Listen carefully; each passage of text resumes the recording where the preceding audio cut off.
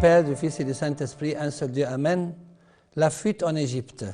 Chers frères et sœurs, en introduction, l'Église copte célèbre chaque année 14 fêtes concernant notre Seigneur, Jésus-Christ, dont 7 d'entre elles sont appelées fêtes majeures et les 7 autres fêtes mineures. Les 7 fêtes majeures de notre Seigneur sont Noël, Théophanie, Transfiguration, Dimanche des Rameaux, Pâques, Ascension et Pentecôte. Quant aux 7 fêtes mineures de notre Seigneur, elles sont Annonciation, Circoncision, Présentation au Temple, Fuite en Égypte, Noces de Cana, Jeudi Saint et Dimanche de Thomas. Aujourd'hui, c'est le 24e jour du mois copte Pachance, qui correspond au premier jour du mois de juin. Et à cette occasion, j'aimerais aborder les 3 thèmes suivants. Premier thème, la fuite de la Sainte Famille en Égypte. Deuxième thème, quelques exemples bibliques de bons types de fuite dans le but d'éviter le mal et le péché. Troisième thème, quelques exemples bibliques de mauvais types de fuite engendrés par le péché. Premier thème, la fuite de la Sainte Famille en Égypte. La fuite de la Sainte Famille en Égypte fait partie des 7 fêtes mineures de notre Seigneur. Le seul pays que le Christ a visité, outre son pays natal, est l'Égypte. Le Seigneur a sans doute agi ainsi pour une raison précise et un but spirituel. L'Évangile selon saint Matthieu nous a confirmé la réalité de cette visite.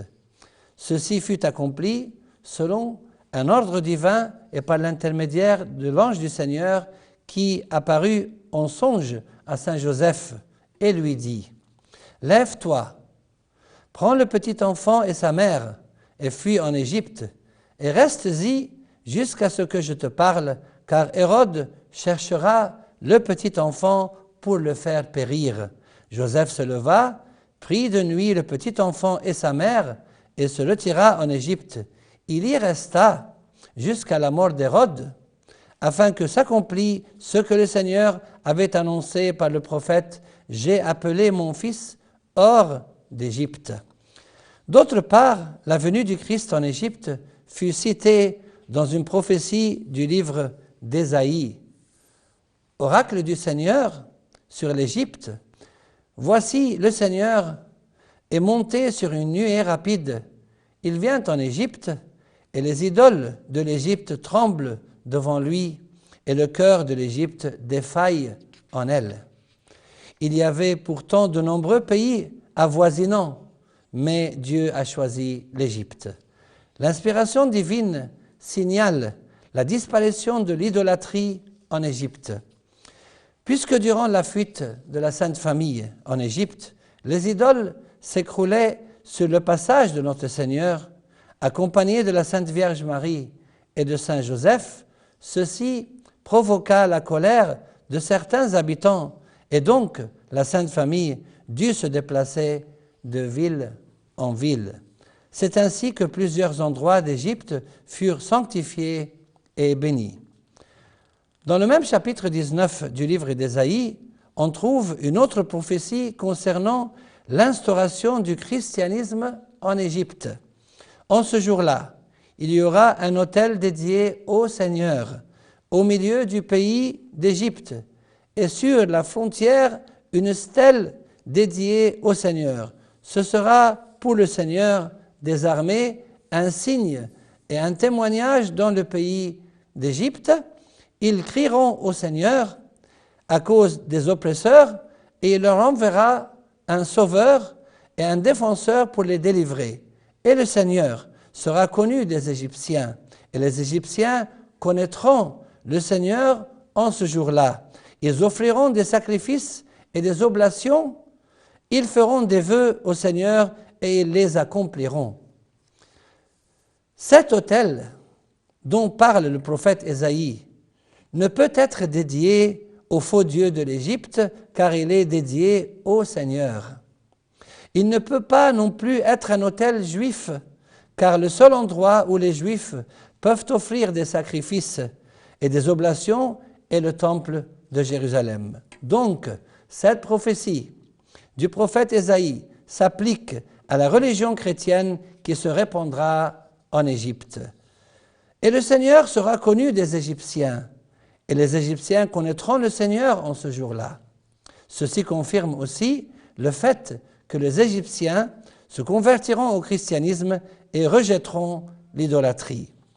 À la fin du chapitre 19 du livre d'Ésaïe, Dieu bénit l'Égypte en disant « Béni soit l'Égypte, mon peuple ».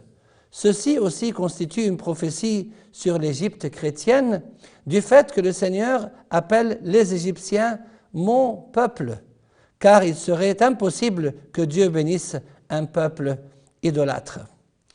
Quel autre pays, à part l'Égypte, peut se vanter d'avoir accueilli la Sainte Famille? Des églises et des monastères furent ensuite érigés à ces endroits visités par la Sainte Famille. Des touristes du monde entier viennent les visiter. Deuxième thème, quelques exemples bibliques de bons types de fuites dans le but d'éviter le mal et le péché. La fuite de Lot et ses deux filles grâce aux deux anges envoyés par Dieu. Après les avoir fait sortir, l'un des deux anges dit « Sauve-toi pour ta vie, ne regarde pas derrière toi et ne t'arrête pas dans toute la plaine. Sauve-toi vers la montagne de peur que tu ne périsses. » Joseph le Juste fuit la femme de son maître. Comment ferais-je un aussi grand mal et péché contre Dieu? La prière de Moïse concernant l'arche de l'Alliance, quand l'arche partait, Moïse disait « Lève-toi Seigneur, et que tes ennemis soient dispersés, que ceux qui te haïssent fuient devant ta face. » Et quand on l'a posé, il disait « Reviens Seigneur, aux myriades des milliers d'Israël. » Nous trouvons pratiquement la même prière dans l'oraison de l'assemblée de la Sainte Liturgie. « Lève-toi Seigneur Dieu, que tes ennemis soient dispersés, que fuient devant toi tous ceux qui haïssent ton saint nom. » Le meurtrier pouvait s'enfuir vers les villes de refuge. Parmi les villes que vous donnerez aux Lévites, il y aura 6 villes de refuge où pourra s'enfuir le meurtrier et 42 autres villes. David s'enfuit devant Saül qui voulait le tuer. David jouait et Saül voulut le frapper avec sa lance contre le mur. Mais David se détourna de lui et Saül frappa de sa lance le mur. David prit la fuite et s'échappa cette nuit-là. Il nous faut aussi fuir la fornication, les passions de la jeunesse, l'idolâtrie, l'amour de l'argent, la corruption et les souillures du monde. Le diable fuira loin de nous si nous lui résistons. Résistez au diable et il fuira loin de vous. Passons à la troisième et dernière partie de notre émission. Troisième thème, quelques exemples bibliques de mauvais types de fuites engendrées par le péché. La fuite de Caïn. Dieu dit à Caïn, « Qu'as-tu fait? La voix du sang de ton frère crie de la terre jusqu'à moi. Maintenant, tu seras maudit de la terre qui a ouvert sa bouche pour recevoir de ta main le sang de ton frère. Quand tu cultiveras le sol, il ne te donnera plus sa richesse. Tu seras errant et vagabond sur la terre. » La fuite d'Agar de l'humiliation de sa maîtresse Sarai. Abraham répondit à Sarai, « Voici ta servante Agar, et entre tes mains, agis à son égard comme tu le trouveras bon. » Alors Sarai la maltraita, et Agar s'enfuit loin d'elle. L'ange du Seigneur la trouva près d'une source d'eau dans le désert. Il dit à Agar, servante de Sarai, « D'où viens-tu et où vas-tu » Elle répondit, « Je suis loin de Sarai, ma maîtresse. » La fuite de Moïse à cause de son péché. Moïse sortit le jour suivant, et voici 2 Hébreux se querellaient. Il dit à l'agresseur, « Pourquoi frappes-tu ton prochain » Et cet homme répondit, « Qui t'a établi chef et juge sur nous? Penses-tu me tuer comme tu as tué les Égyptiens? Moïse eut peur et dit, certainement l'affaire est connue. Pharaon apprit ce qui s'était passé et chercha à tuer Moïse, mais Moïse s'enfuit loin de Pharaon. Fuir loin de la face de Dieu. Dans son psaume, David dit au Seigneur, « Où irai-je loin de ton esprit et où fuirai-je loin de ta face ?» Lors du second avènement du Christ, en vue du jugement dernier, les personnes malfaisantes souhaiteront fuir loin de la face de Dieu. Ils allèrent se cacher dans les cavernes et dans les rochers des montagnes, et ils disaient aux montagnes et aux rochers, « Tombez sur nous, cachez-nous de celui qui est assis sur le trône et de la colère de l'agneau, car le grand jour de sa colère est venu, et qui pourra tenir debout ?» Jonas fuit ses responsabilités et sa mission de prophète devant Dieu. Jonas se mit en route pour fuir à Tarsis, loin de la face du Seigneur. Il descendit à Joppé et trouva un navire qui allait à Tarsis. Il paya le prix du transport et s'embarqua pour aller avec les passagers à Tarsis, loin de la face du Seigneur. Les reproches de saint Jean-Baptiste aux pharisiens et aux sadducéens.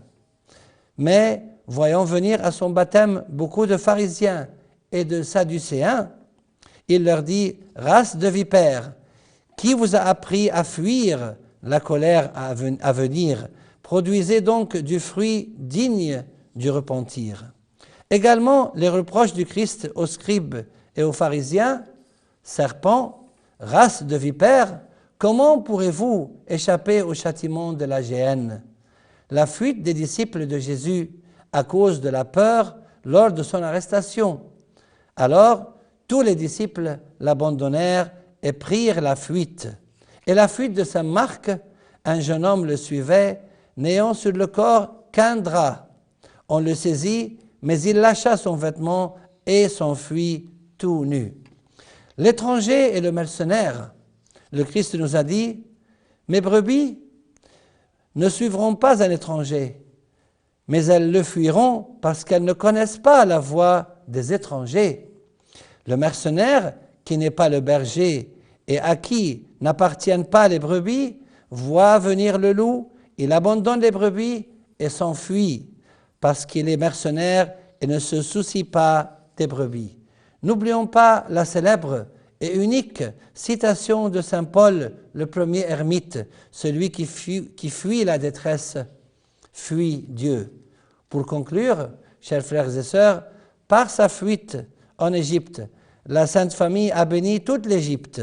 Et grâce à cette fuite, nous avons appris comment fuir tout ce qui nous éloigne de Dieu. Demandons au Seigneur de nous aider à fuir tout mal et tout péché de ce monde. Et gloire à lui maintenant et pour les siècles des siècles.